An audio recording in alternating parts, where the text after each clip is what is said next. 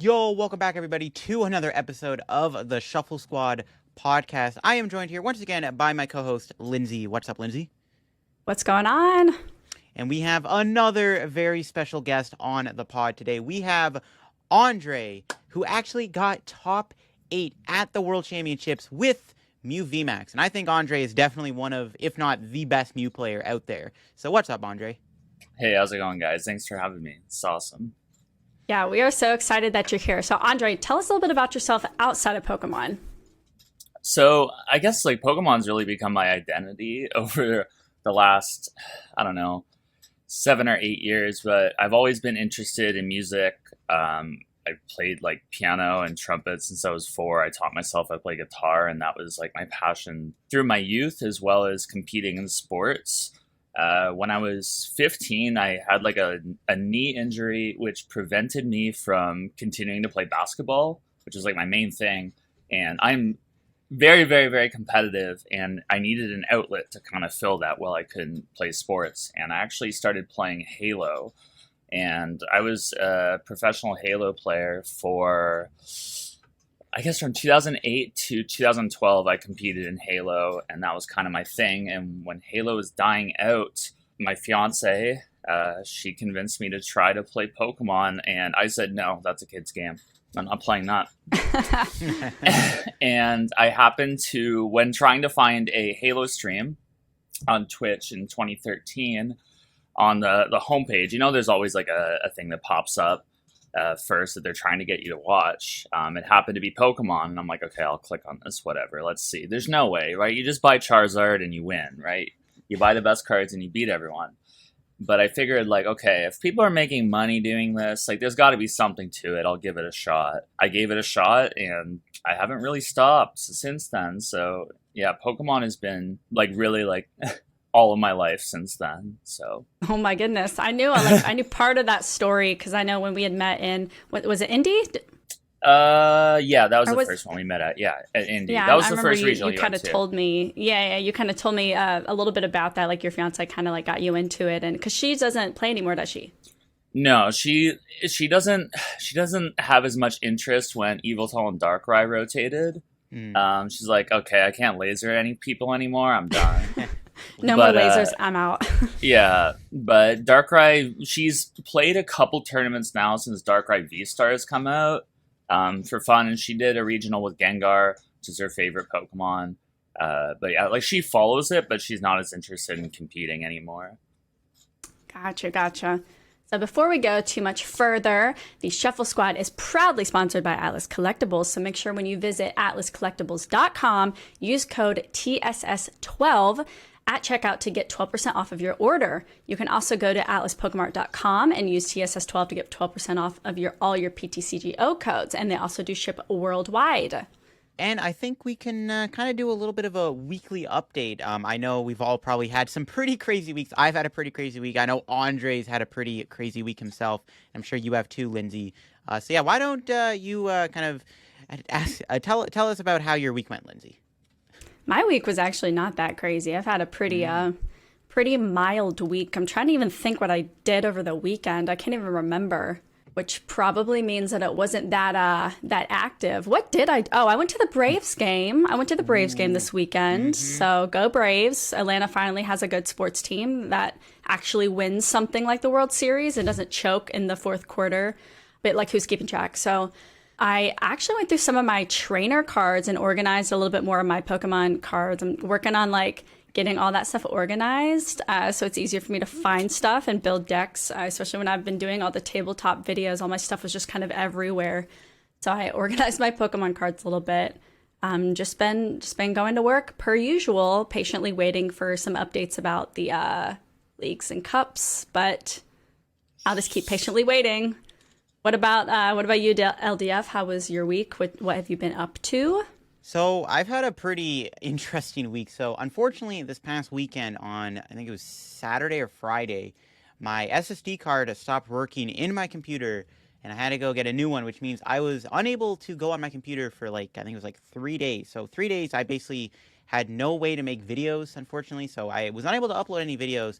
Thankfully, my good friend is like a computer wizard, and he knows a lot about computers. He was able to kind of help me figure out what was wrong with my computer, and we found out, yeah, it was indeed the SSD card was broken, so I had to go buy a new one. Thankfully, I got it back to normal because the SSD card was able to be fixed, and I got a better one now, so thankfully now my PC is like even stronger now than it was before, which is good. So I guess if anything, it was like a nice little upgrade to my computer. But it was an interesting week because, I mean, without like not waking up and making a video, because I do daily uploads, like without waking up and recording a video, like it was really, really weird. Like I would wake up and I'd be like, okay, time to go make a coffee, time to go turn on my computer, make a video, and the fact that I couldn't do that was like really like off-putting. Thankfully though, I just kind of hung out with my friend all weekend. He does like abandoned house exploring on YouTube, so I just hung out with him like the entire weekend in the Toronto area and stuff, and basically just spent the weekend doing that because I had nothing better to do really, because I had no computer, I couldn't stream, couldn't make videos. But it was an interesting week, and that's basically how my week went. So what about you, Andre? I know you were at the World Championship, so Yeah. I'm sure you have some pretty juicy stuff to talk about. So yeah, tell us about how your week went. So I don't know if it's like juicy. I kind of have like a ritual when it comes to tournaments. So, of course, I showed up Monday morning and made a post saying I've arrived in London with 60 cards, which no one seemed to believe me. Like, how could you only show up not only with one deck, but no, like you're not trying to settle on a couple cards. But those who know me well know that I show up to every tournament with 60 cards. Like it was like that's just how I am. Generally, what my rule of thumb is 2 weeks before an event, I want to know the deck I'm playing, and 1 week before, I want to know the list. So when I show up, however many days before, I don't want to look at Pokemon cards. A lot of the time, like my first game, when I get to the venue, I get to the hotel, the first game I play there is round one. This one was a little bit different because it was in London. I wanted to do some stuff. But Monday, I'll be honest, I've been great at adapting to time zones like my whole career playing. I usually just, stay up over the flight and wake up or stay awake until whatever the normal time to go to bed would be. But I kind of got wrecked this time. I basically slept through all of Monday and Tuesday and did a bit of stuff like, okay, I shouldn't say slept through all of it, but a lot of it. I did some touring on Wednesday and Thursday after watching a bit of the day one, because this year was the first time they had like a 3-day event. So day one started 1 day earlier than normal. So Thursday, I kind of went around the venue to see it, the opening ceremonies, and see like how my friends were doing and try to support them as much as possible. But I'm also in London, and like I didn't get to do as much tourist stuff as I did before. So I kind of watched the first couple rounds, went, toured, came back, and that was pretty much it. Friday we started playing. I think I had about 4 hours of sleep. It wasn't so bad. Had a good day on Friday, and then for Saturday, I think I got anywhere between like an hour and 20 or an hour and a half of sleep. Like I did not sleep at all. I don't know if it was like I didn't feel nervous, but I just felt like I got destroyed by jet lag, which is not something I'm used to. That's what I was going to ask, if you feel like jet lag kind of played a role into anything. Yeah, like I think this is by far the worst. Like I went to EUIC, I went to OCIC this year, and I never had an issue. Like literally the day I got there, I felt fine. But this one I was just not really feeling that great. However, I was able to get up and like eat before and have a coffee. So I don't feel like it affected my play at all, but I didn't feel great. And then, yeah, that was my week. I got knocked out on Saturday in dramatic fashion and came back. I guess our flight was Monday morning at 6 a.m. their time. We had a layover in Dublin, and I got home Monday evening. So that was my week. Yeah, you definitely had a really, really good Worlds run. I mean, top 8 is awesome. I mean, you were the second Canadian to make top 8 this year. I know Andrew Estrada also got top 8. He was trying to go for that back-to-back Worlds victory, which would have been pretty sick too. But it was pretty cool to see you make top 8. It was awesome to see 2 Canadians in top 8. Because I'm a Canadian myself. I was rooting for both of you. I was also rooting for Cal, but I was rooting for you guys too. Yeah, well, we were the 3 North Americans, right? Like after that, it was it. So Yeah, the Japan players always do really well at Worlds, and they're always like bringing the crazy stuff like that Jolteon Arceus Pika deck. Right, yeah, the list that like not everybody's been used to. This with I know time zone differences is not a lot of the limitless tournaments. I think we might not see as many Japanese players, and we don't really get to see as many of those cool, crazy lists. It's just kind of something we see on Twitter, and I don't know many people who actually try out those lists. I have a few friends who do, but Japanese lists are always really interesting. I think what's the most interesting thing about like the Japanese community specifically around Worlds is a lot of people don't remember that like in Japan they play a different format all year long. Like their sets come out in different waves than us. Sometimes they have a completely different card pool from us. So I feel like our Japanese players are strictly at a disadvantage every year coming to Worlds and being forced to play quote unquote the rest of the Worlds format. But at the same time, like every time I sat down, I was playing against a Japanese player. I was always like worried. I'm like, basically any card that exists in the format, it could be in their deck. So don't assume anything. So those are definitely like, in my opinion, the hardest players to play against. The Japanese players are really good. I know like Shintaro is like infamously like considered like the best like Japan player. And I know he like won Worlds in 2016 with like Mega Audino EX, which is like no one would have seen that coming. So like the Japan players are always like thinking outside the box, which is really cool. So Worlds is usually where you get to see like all the crazy Japan players like come up with like the crazy decks and stuff. And yeah, I think that Jolteon Arceus deck was an interesting concept because everyone like knows that Jolteon Arceus is like good with Gyarados or good with like Malamar. Nobody really would have seen it coming with like the Pikachu like as like a really like heavy anti-Palkia deck. And I thought it was pretty fascinating to see. If a Japan player won Worlds this year, it would have been like a trend where it's like every 6 years a Japan player wins Worlds. I think it happened in 2012. Yeah, I saw Puka talking about that, yeah. Yeah, it was like 2012, 2016 with Shintaro, and then like 2022 could have been the third time that happened. And it was close. I mean, it was very close to happening. You can now email us. So we'll be adding a segment on the podcast where you can ask the pod, as well as give suggestions for topics or things that you just want to have us talk about. So you can send an email to podcast@theshufflesquad.com for a chance to be featured on a new segment that will be coming out called Ask the Pod.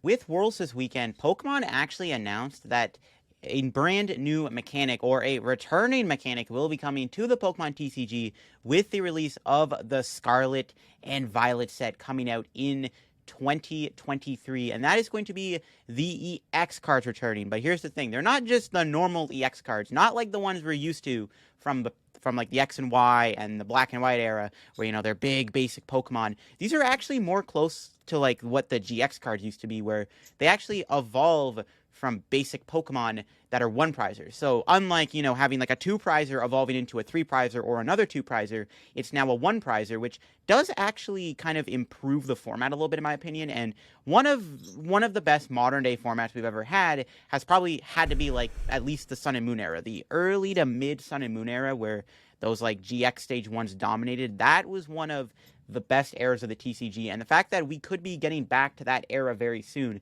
makes me very excited. So what do you think about all that, Andre? I have very strong opinions about this. I could probably talk about it forever, so cut me off. But so my first season, so when I started learning the game was the end of Black and White transitioning into XY. And I had taken off 2 seasons and came back for, I think, like, what was it? The Forbidden Light era, like around when that set came out, and then I've been with it ever since. And I've been very strong in saying that I think the GX format was the most fun and the most balanced. I love the evolving into specifically Zora into Zoroark GX, or even things like Ralts into Gardevoir GX. It just feels like you're less punished for things out of your control. Where you just like open up a 2-prizer and you open up a 2-prizer and a dead hand, like you're not like giving up a third of your prizes instantly. I really think the evolving mechanic just is so much better. It kind of slows down the pace of the game. quite a bit, and apparently they've announced like there's going to be like some more comeback mechanics and stuff. And those of you who know me well know that N is my favorite card of all time. So I'm not saying we need N back by any means, but just introducing more comeback mechanics and then also evolving EXs should make the game longer and generally widen the skill gap, which I think overall is a good thing, no matter or whether you're a new or like veteran player of the game. So I'm extremely excited, and I also love the. I know some people were iffy about like the half art versus like the 3/4 art, but as someone who started with EXs, I'm so happy to see that back. It looks super good. Yeah, because like one of like the main criticisms of like the V and Vmax era is that like because you're going from like a 2-prizer to a 3-prizer, you know, a 3-prizer gets knocked out, you know, that's half the game over already. When a 2-prizer gets knocked out, you know, that's already like a little bit of your prize is already like gone. And one of the issues is right now in the format is the way the format works. Like going first gives you such an advantage right now that like you put down like an Arceus or a Palkia turn 1, your opponent, you know, goes, they do their thing, and then on your second turn, you knock out their 2-prizer, and you've already taken a 2-prize lead. And a lot of the time, it's really hard for the opponent to come back from that. And I think that's one of the big problems that the V and VMAX, V-Star mechanics have kind of added to the game. We've had a bit of improvements, like Path to Peak is a nice upgrade to kind of like try to force your opponent into a bad hand so you don't, you know, have a disadvantage going second. And then, of course, like Roxanne's another big upgrade, Crushing Hammer. But I definitely think that going back to the 1-prizers, evolving into 2-prizers is really healthy for the game. And even though they do seem to be pretty powerful, like I think Magnezone EX has like 330 HP, which is Big absurd. boy. Yeah, it is a stage 2. Yeah, it is one big boy. I think it said it gave up 2 prizes as well, but I mean, it's a stage 2. It's fine. Yeah, stage 2s. Yeah, stage 2s have never really worked out that well in the past.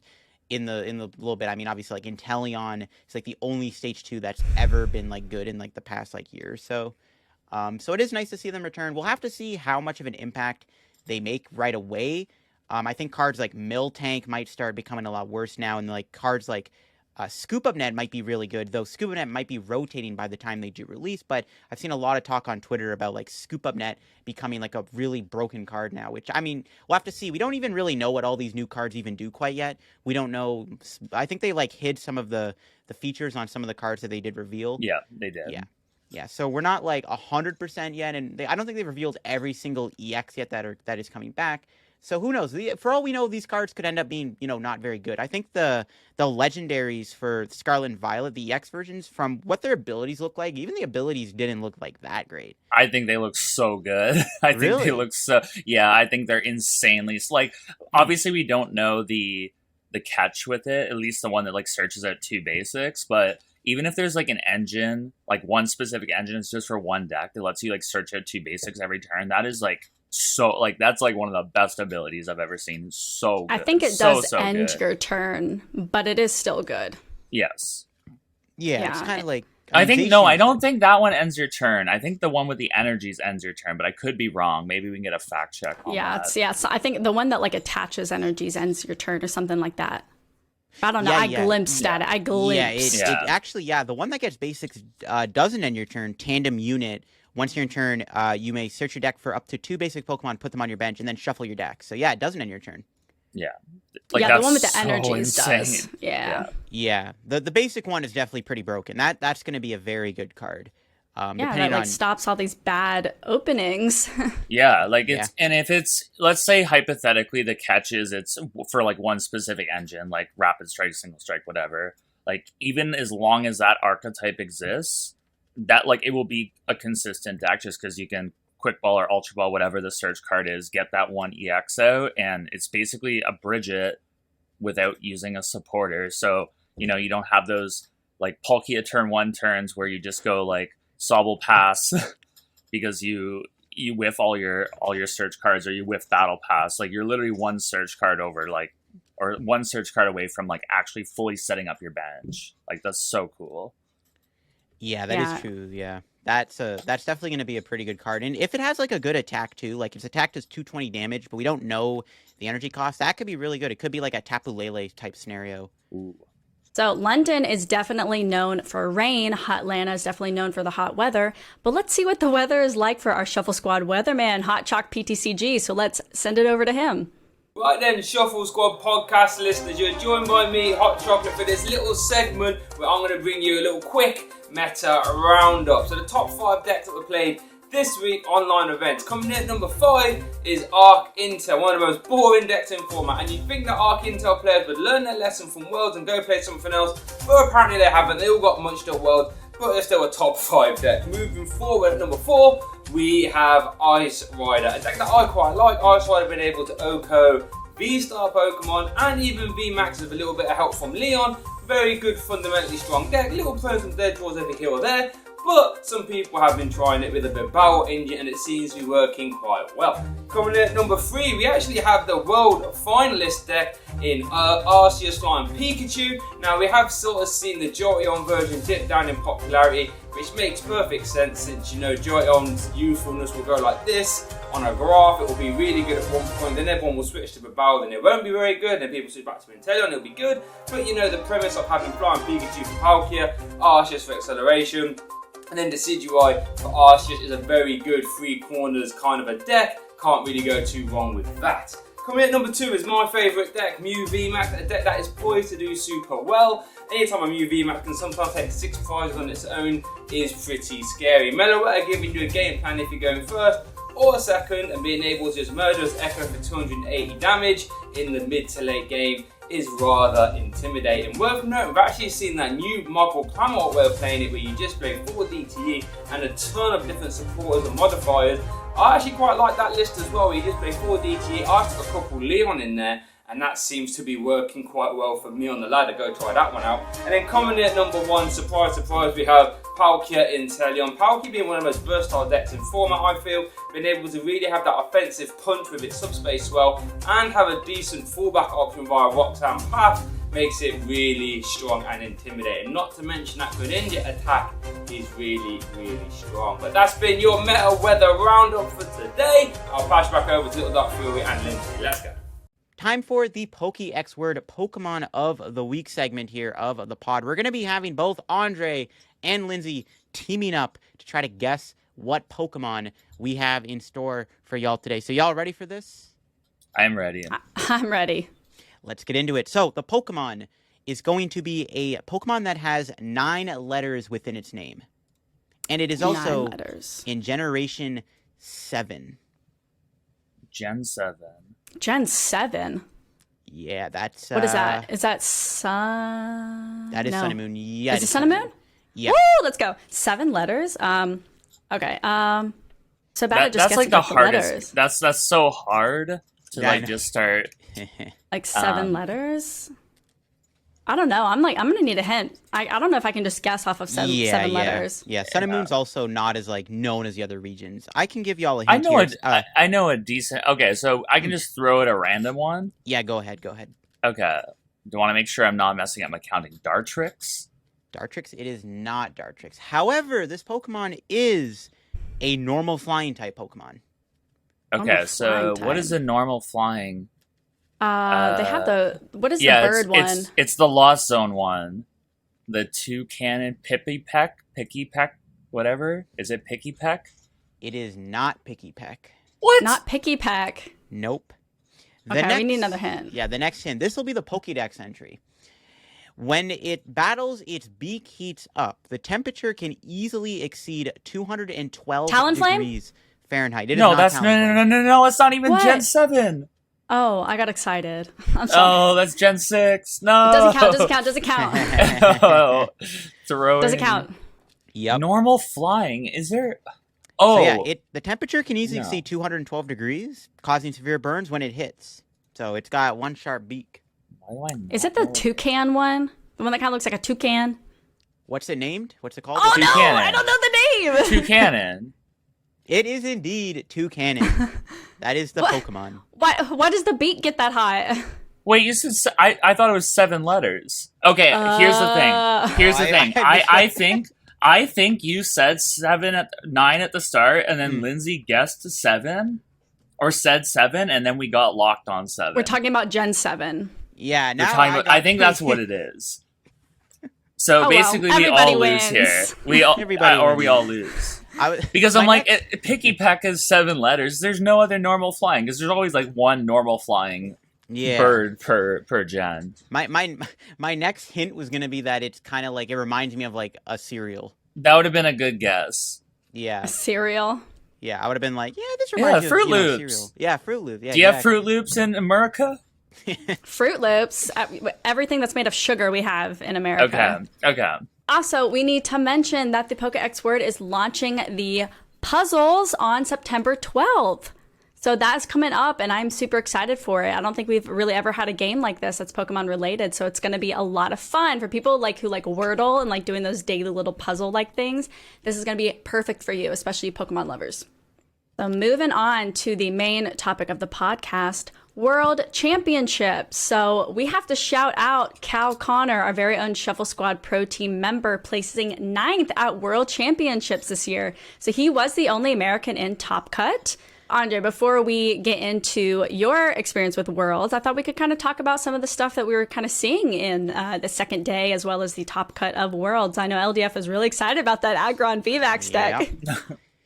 Yeah, I don't know if, well, by the time this pod goes up, the video would have been uploaded, but the video I recorded today was on that Aggron Arceus deck, piloted by Adam Hawkins, who got 13th place. And it's a really interesting deck, because when I first looked at it, I'm like, what does Aggron do? Like, isn't Aggron VMAX just kind of worse than, like, Corviknight or even Melmetal, even Dialga, to be honest? But when you kind of look at it, you actually don't really use the VMAX that much. You actually kind of focus more on the Aggron V. The Aggron V has an attack which, for 5 energy, does 150 damage. And if your opponent's active has any damage on it, so you can combine that with Galarian Zigzagoon, you can do 150 more damage. So basically with a Goon Ping, you're guaranteed to do 310 damage, which hits the sweet spot on Big Charmed V-Stars. Also, combining that with Choice Belt, you're one-shotting like every VMAX Pokemon, basically, which is really cool. And the idea is really fascinating. Even the Aggron VMAX does play a role, because you can use that first attack to like mill your opponent. It can be very helpful against Miltank and Mewtwo. And the second attack also does a lot of damage. Not as much as Aggron V, but does do a lot of damage. And I'm just fascinated by that deck. I thought it was a really, really unique archetype. What's your opinion on it, guys? I honestly, I think it's interesting. I feel like I need to play it to really get it. I think you're kind of saying the same thing. Where like, what does this do that like Corviknight doesn't? And it also feels like you evolve and make the card worse, but there are definitely like the first attack, or sorry, the second attack, the 5 energy one on the basic, just wiping every V-Star in the format like is a big thing in general. And the fact that you don't have to evolve it. 5 energy is a little ridiculous, but trading, since the format is dominated by V-Stars, being able to one-shot a V-Star for a Pokemon that doesn't need to evolve is actually pretty significant. I don't want to talk too much about it just because I'm not an expert and I haven't really like thought out like how it did so well. I'd be interested to see his bracket and see what he faced, or if he felt like, okay, this just like always beats Palkia and I'm just gonna hit like 6 Palkias in day 2. Yeah, I'm not too certain. It's definitely like the coolest deck to come out of the event. In my opinion, there was definitely some unique decks, like for sure, and really cool takes on like already developed strategies, but this one, and like there's no way, like think of Robin Schultz having to go in and like make an Aggron icon to put beside the Arceus. There's no way if you told him a week ago we'd have to put this on the Limitless top 16 that he would believe it, but here we are. Yeah, I think it was a really cool thing. I mean, being able to come up with a deck like that and being confident enough to bring it into Worlds and doing that well with it, you kind of got to give him props. I mean, with Arceus V-Star, we assume that we're just accelerating energies to it, and then maybe like with Starbirth grabbing some metal saucers or something to kind of help power it up. It's also one of those things where I feel like, kind of like what we talked about in the past with Tapu Koko VMAX, where not that many people are familiar with the card, so maybe they don't really expect what's coming, and having to like grab the card and read it and be like, okay, like how is this going to be like used against me? Like how am I going to be able to, like, people aren't preparing for that type of matchup. So props to him. He probably tested it a whole bunch and felt really, really good with it. So big kudos. Yeah, it was a pretty interesting archetype, and I'm excited to see that because I'm always a fan of like Arceus, like weird Arceus decks, and Arceus did a really good job. Obviously, it won the World Championships. Actually, on the last episode of the pod, Bidoof was the real winner. Actually, Flying Pikachu was the real winner of the World Championships. But I think on the last episode of the pod, I predicted that Arceus plus Vmax would win Worlds, and look what happened. Arceus plus Vmax won Worlds. Well, hey, I predicted Mew Vmax, but I close flipped enough. tails. I flipped tails, and you were wrong. No, it's okay. We got the only Vmax to make Top Cut, or Mew Vmax and Top Cut here on the pod with us. So how did it feel as a Mew player being surrounded by all those Arceus? Did I even play against Arceus at all the whole event until top 8? I played so many Palkias and Palkia variants. I'm trying to think, because there were a ton of Arceus, but it really was as Puka posted, the Palkia World Championships, which wasn't like too surprising. Like Palkia is still, even after not winning Worlds, is probably the best deck in the format, and I really thought whoever played Palkia the best would win. Or a deck that's just built to beat Palkia, and they hit a good bracket. And look what happened. I think Andre said he hit 7. He hit 7 out of 8 Palkias in day 1. So, jeez. I mean, he's still one of the best players in the world. I don't want to take anything away from him. But you have to, like, to win Worlds, or not even to win Worlds, but to do well at Worlds, you need to be very, very good at the game, and you need to get very, very lucky. That's the bottom line. Like, even though I didn't win the tournament, I still this was my luckiest event of the year. Like, that's what you need right. to And like do you well. said, your game loss was based off a coin flip. So yeah. When I was watching the game on stream, I saw, because I think you had a Cramomatic, and if that flipped heads, you would have been in the game.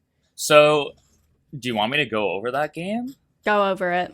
Okay. If you feel comfortable. Oh, I'm ready. Hear it. Okay, so a lot of people messaged me, obviously saying, "Oh, I'm so sorry about that game 3." But the thing is, like, even if I start with the game 3, that is a very realistic way that matchup is going to go, and I'm not upset about game 3, to be perfectly honest, because that is what's supposed to happen when you play Path against Mew. I wouldn't change my deck at all, even given the scenario. People are like, "Oh, you should have played more stadiums," or blah, blah, blah. But the reality is yes, if I flip heads, the game is very likely over. But the odds of me hitting a Quick Ball, an Ultra Ball, a Rotom Phone, a Stadium, an Energy, like there were so many, or a Sparkle, like there were so many things that got me in the game, that just flipping tails there was not like the biggest thing. It was really the game 1 that was much, much worse. The same kind of thing happened game 1 where he went first. My hand was very bad before I got pathed. And then I got pathed and it got even worse. However, I was able to phone a Stadium to the top, so I knew I at least was getting out of it the following turn. But not only game 1 did I have a bad turn 1, get pathed turn 1, but I also prized a Vmax and double Meloetta, and I think a tablet and Fusion Strike Energy. Like, the prizes were so bad, but I still thought that first game was winnable, and something that I did watch back the VOD, and I was just curious, and unfortunately read Twitch chat along the way, which is just miserable.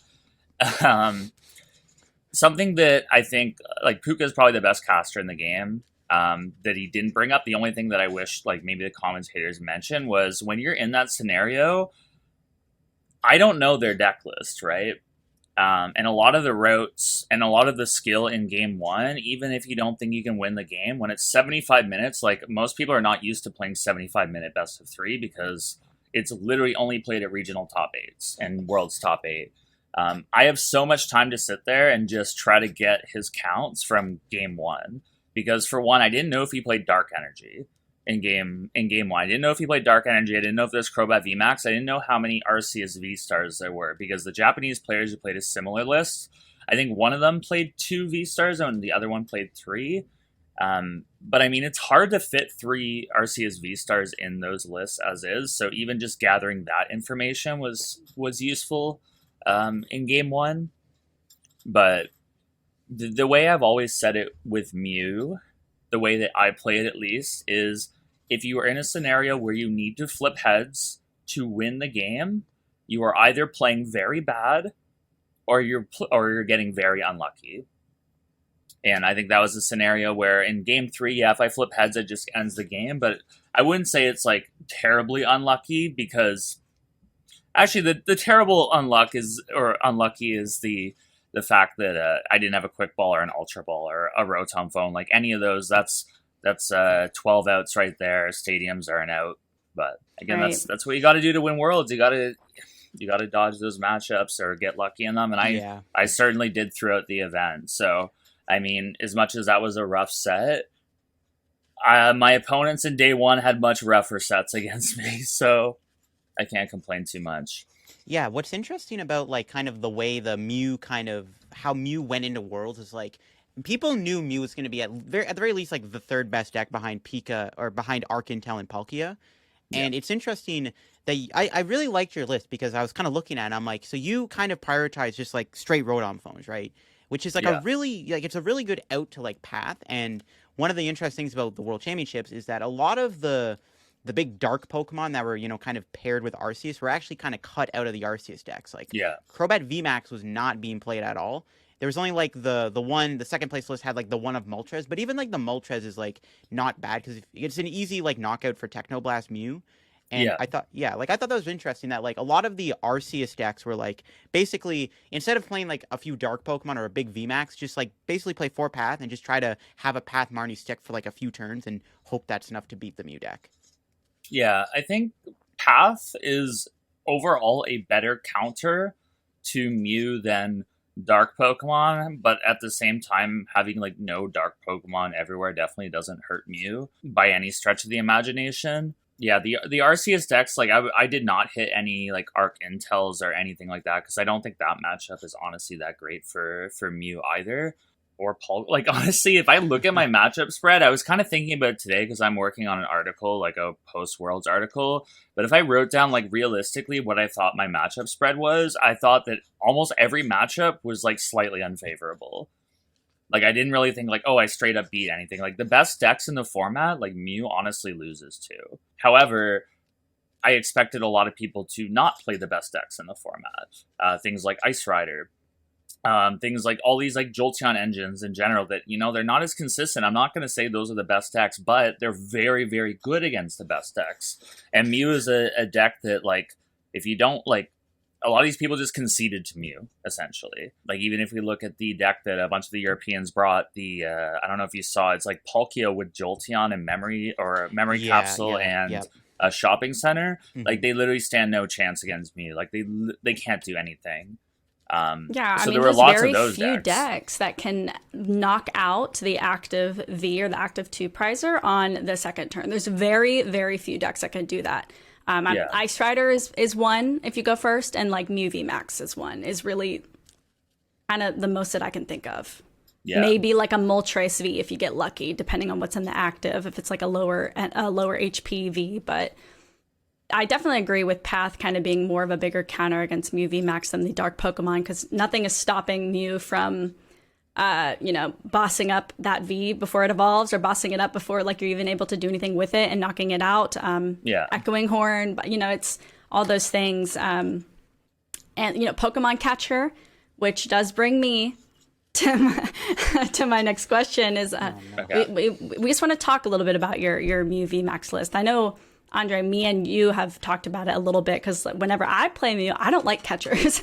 I don't like catchers. I don't think the deck needs more coin flips than it already has.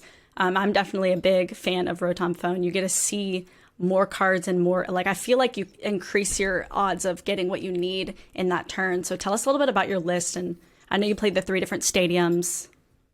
Yeah, so essentially I've been playing Mew since I gave up Jolteon, as you know. I love Jolteon, during COVID before we came back, I was playing Jolteon all the time.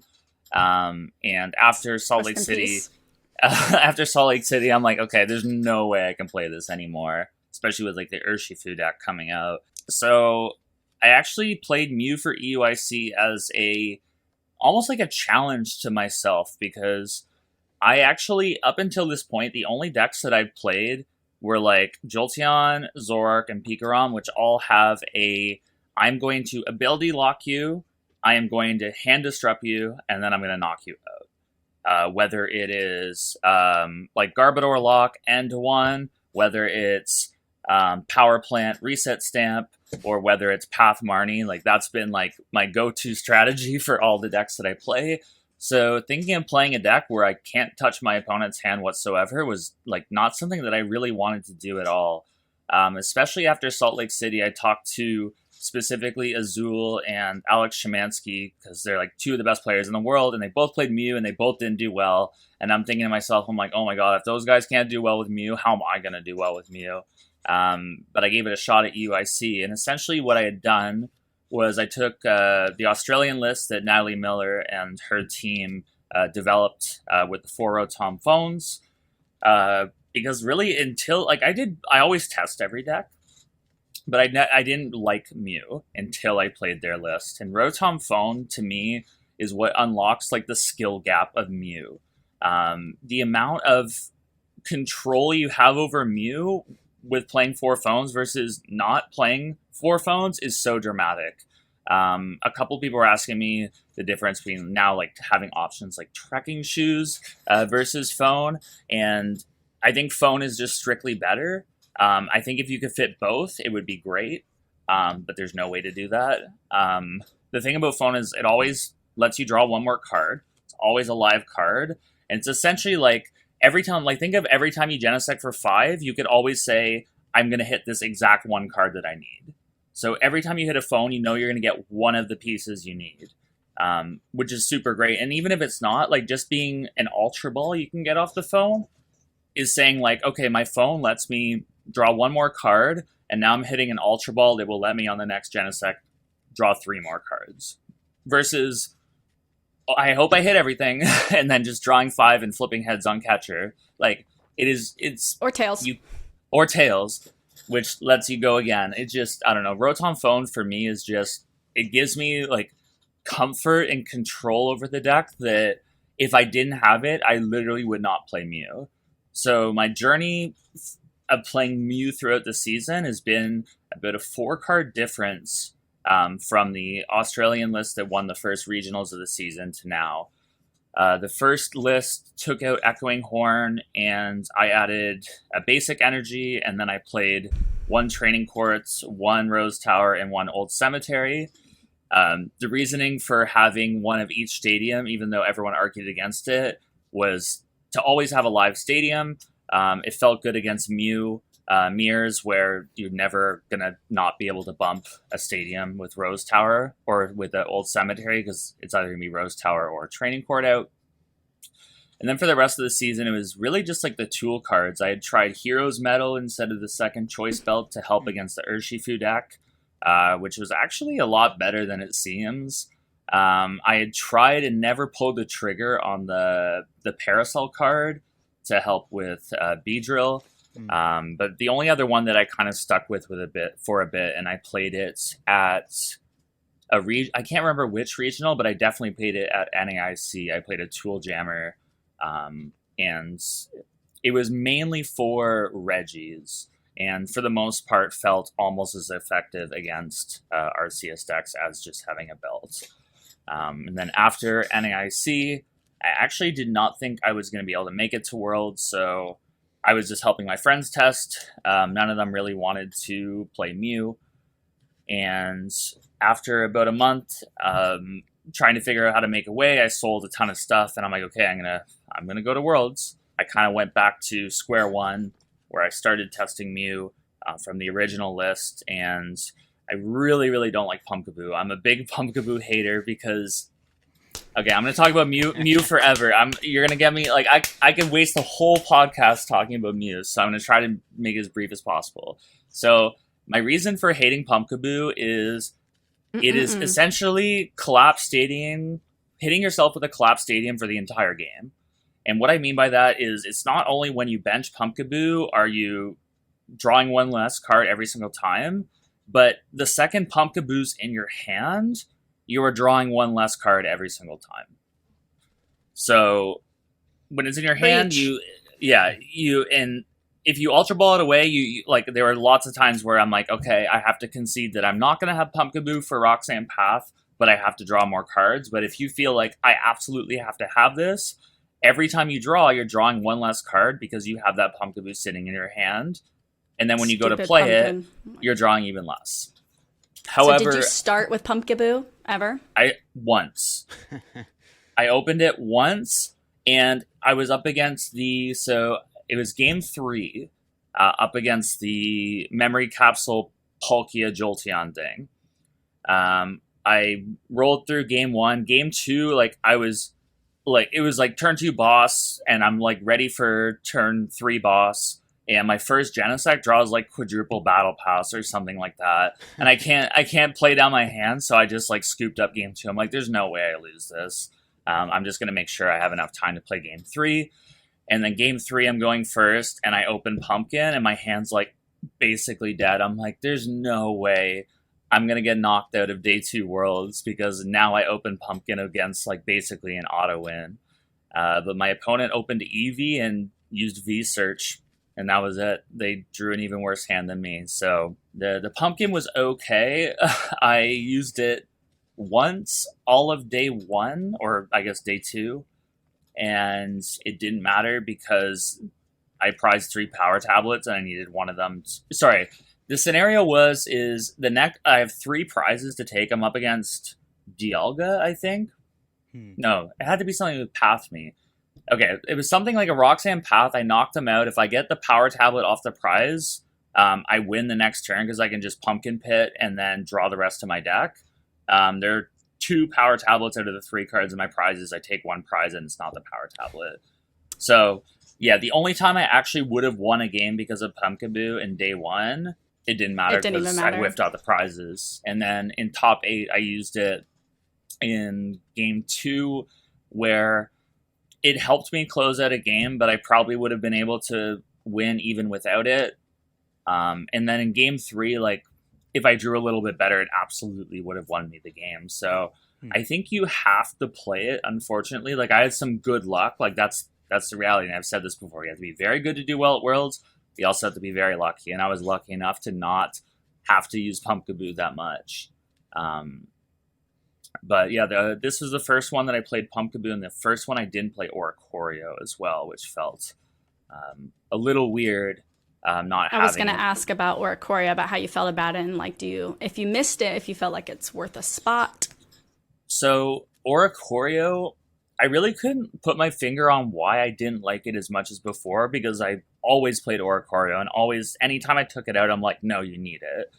And I found that in the end, it was that no other deck besides Mew was putting on as much offensive pressure early that I felt like I had to prioritize getting an Oricorio out. But Palkia is arguably just as aggressive as Mew, being able to like turn 2 cross switcher and take out anything in play. Forcing yourself to get down an Oricorio means that like your bench becomes extremely awkward, right? Because if you're going to go for an aggro Meloetta on turn 1, you're going to need at least 3 Genesects, right? And then you're going to need hopefully 2 Mews in the backup. There's no spot for a Pumpkaboo there. And if you just say, oh, I'm going to use only 2 Genesects so I can have 2 Mews and an Oricorio, you're drawing less. You're probably not going to hit the Sparkle turn on turn 1. It's just, it doesn't feel like there's space. And honestly, it would be so good. It would be so good in this format. So many Arceus decks don't play Choice Belt, so putting down an Oricorio is so massive because it means that like DTE Arceus doesn't one-shot Baby Mew or like Mew V, and 3 basic energy Arceus doesn't one-shot Genesect, which those are 2 like massive things that are going to come up all the time in this format. There just wasn't room for it, and really the only other consideration I had was cutting the 3rd Vmax for an Oricorio. But I played one event with only 2 Vmax and wasn't as comfortable with it. And I just kind of wanted to go all in with the 1 Pumpkaboo, 2 stadiums, and hope for the best. And it worked out. So did you play with 4 switching cards? Yes. I've you always did the played 2 with 4 switch, switching 2 cards. escape rope? Yeah. Yeah, and I think that that's something that a lot of people might not have been considering when maybe playing against you at Worlds, since like 99% of Mew players have been going to the 3 Switching cards, doing the Yeah. 2 switch 1 escape rope. So do you feel like having that extra switch card really helped you? Yeah, I just feel more like, for me it just comes down to comfort and how many games I've played with Mew. I think on PDCGO I'm around like 1,700 games with Mew. Oh, Jeez. So, and that's not all my in-person testing. That's not all the events that I've played. Like, I've played so many games with Mew. So, when people ask me like, why don't you try this or this is bad, just know that my sample size is 10 times bigger than yours. And it's not that I think I'm better by any means. That's not what it is. It just means like I've come to this conclusion through actual evidence of me playing it, and evidence-based practice right there. Yeah, yeah, and that's what it is. As far as the Switch thing goes, you could absolutely, 3 switching cards is perfectly fine. Just the way that I play Mew, as much as I am a very passive player, it doesn't really suit my traits as a Pokemon player, playing Mew Vmax, because generally I like more control-based decks. I want to be able to Ultra Ball a Mew Vmax away on turn 1. Almost every game a Mew Vmax is open and I want to chuck it. I don't want to feel like I'm crippling myself, because if the other one's prized, I just lose, or I have to hold on to this and again basically collapse Stadium myself for the entire turn until I can evolve this Mew Vmax. And it's the same thing with the switches. If I want to be able to burn 2 of them a game just to draw more cards, and that's what it is. And if it's a rope that I need to close out a game, but I've wasted one or used one on turn 1 to just draw more cards, that's really what it is just having a safety net. And obviously it's easy to say that if you play better, you don't need the safety net. But the reality is everyone in Day 2 of Worlds are some of the best players in the world. Everyone's going to be playing very well.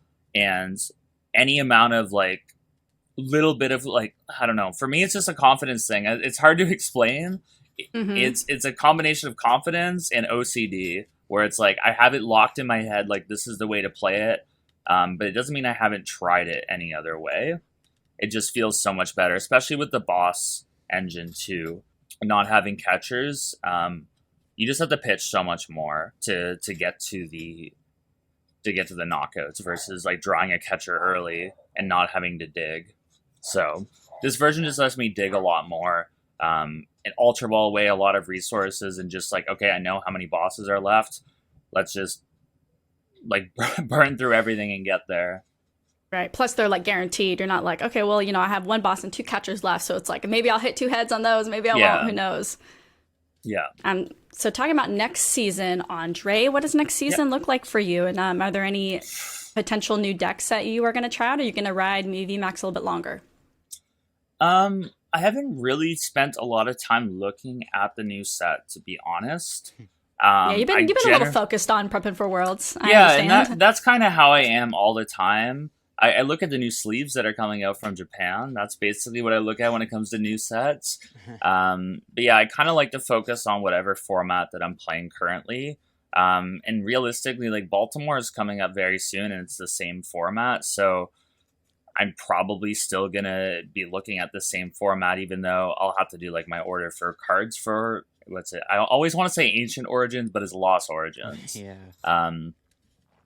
I really want the Zoroark deck to be good. That's is. all I'm going to say. Are you sure? Yes. I'm hearing mixed. See, it kind of looks like the old one. It's a DTE attack. I love the turbo build. Zoroark. The turbo build is good. I will absolutely put in a ton of time to try to make it work. There are lots of deck ideas like Darkrai, for instance.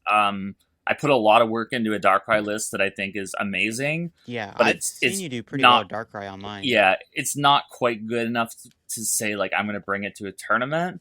But I also think I could show up to a tournament and do well with it. It's just when I go to a tournament, my brain says I got to win it.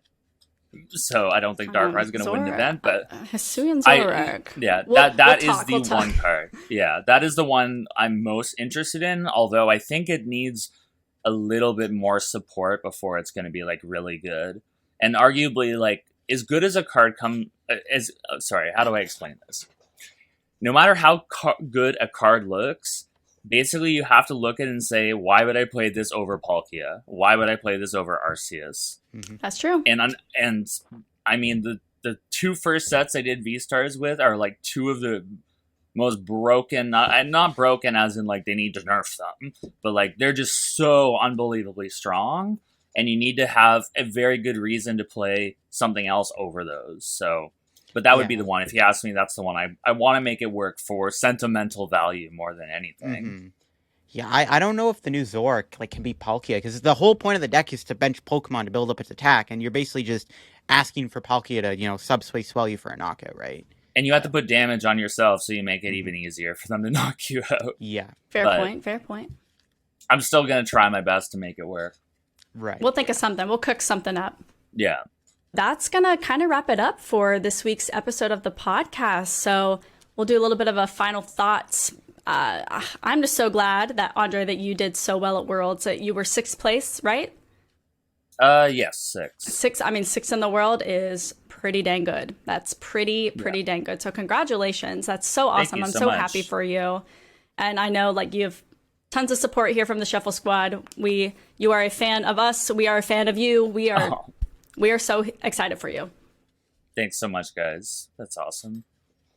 Yeah, congratulations. Once again, it's awesome to see a fellow Canadian in the top 8, and it's pretty cool to see you. Like you were the best performing Mew player at Worlds. You played, the straight consistent Mew list. You had the phones and everything, and you went in and you did really well. So yeah, once again, big congratulations. It was also really nice and cool to kind of hear your thought process, kind of running through the Mew deck and how you like your testing works and everything, and how your matchups work and all that stuff. It was really, really cool to kind of get like a deep dive into Mew itself, which I hope whoever's listening to this, if you're also, into playing Mew, I hope some of the information that Andre maybe talked about today could be important for you if you are also a Mew player and kind of want to know more about how to play the deck. So, Andre, any final thoughts? And definitely plug your social medias as well, where you can find Andre. So I am on Twitter at André Apocalypse. So for those of you who don't know, the origin of the name is that was my Halo gamer tag back then. So I've just kept it. And then same André Apocalypse on Twitch as well. Final thoughts are, I'll still keep trying to play Mew and see if it's good. It'll be hard for me to drop it, but I think it's definitely in a weird spot. I think I took advantage of a lot of people discounting Mew for this event and more people trying to counter Palkia and dropping answers for Mew. So if you're going to Baltimore, I don't know how good Mew is going to be, but I'll post my thoughts in the next couple weeks on Twitter. So if you're curious, you can check in there. But right now, I'm feeling a little sketchy about it. Well, make sure you guys go follow Andre on Twitter and Twitch. We'll have that in the descriptions as well. Really, that's going to be it until next time. See ya, everybody. Check out the Late Night Series Season 6, brought to you by myself, Zach Lesage, and the Shuffle Squad. We're going to be running a bunch of sick events for the Pokemon community, and they start on August 30th. So one thing you might be noticing here is that there's an EU time and an NA time. We have one at 12 p.m. Eastern, which works out to about 5 p.m. in London. And then we have one at 7 p.m. Eastern, which should help out a lot of players on the West Coast play in this event. That being said, we still have a lot of cool things going on. Expect similar prizing that we've had for other Late Night Series events. Expect better staffing. Expect better tournament experiences. And of course, we do have a stream going up for this season as well, and I will be streaming the event on Twitch. That being said, we have the whole season up on the Play Limitless website. Late Night 51 all the way through 70 runs until we hit the Invitational on November 5th. So check that out, sign up today, and support Zach Lesage Events and the Shuffle Squad. See you there. This video is sponsored by PokeXWord.com, the best place to get your fill of Pokemon-inspired puzzles. New puzzles are posted every Sunday, and it's a great way to disconnect and have some fun.